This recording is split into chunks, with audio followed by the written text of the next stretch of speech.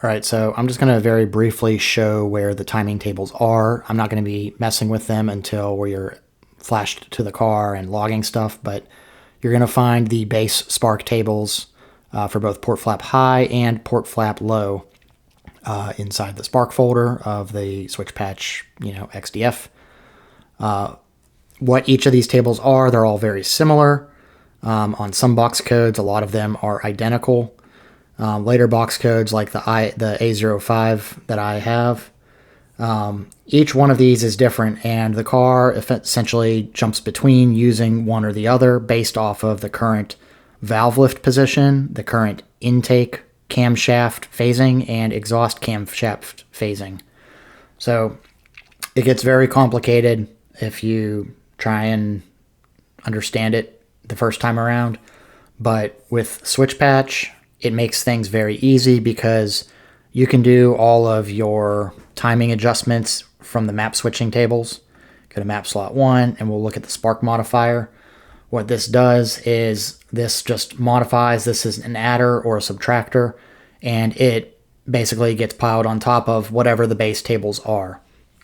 Now, there is one other table to be aware of that will step in occasionally. It's called the spark IAT correction table. This is the table that, based on temperature, intake air temperature, it will either take away timing when it's really high, and in stock form, it actually adds timing at really cold temperatures. My preference is to zero out that in those cold temperatures, and I am going to just leave the rest of this table alone, at least for the time being. I do think that it's a little bit of an aggressive step going from, almost 2 degrees of timing pull to like 4 degrees in such a, in a 15 degree Fahrenheit span, because 40 is about 104 Fahrenheit, 50 is 120, I think, 120, 122. So between a 15 and a 20 degree jump in intake air temps, it's a pretty big jump in timing, but we're going to just leave it mostly stock and see what happens. I did not do that the first time around, so maybe this will make tuning a little more predictable. I don't know. We'll see. But I'm going to save those changes. And again, I'm not going to touch any of these tables to start with. Now, on A05 in particular, the earlier cars don't have this, but there is one thing that you probably want to disable. So we are going to go into the all XDF,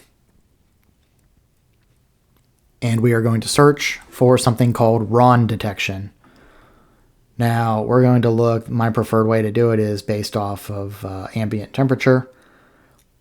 We are going to disable it by basically putting these minimum and maximum temperatures to something that it will never hit.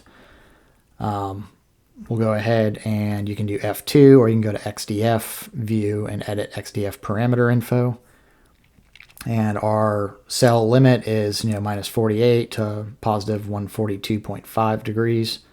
So we're going to set the maximum temperature for 141, enter, and we're going to set the minimum temperature for 140, enter. So basically 140 degrees Celsius is really freaking hot in Fahrenheit, and probably got bigger problems if we ever hit that. So we're going to save that. Now what RON detection does is there is a test that goes on to check for fuel quality.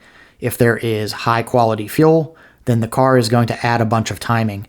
I fought with this for a couple weeks the first time I was tuning my car, and it made it very hard to figure out what the hell was going on when I was trying to get my timing right, because sometimes it would run, sometimes it would not.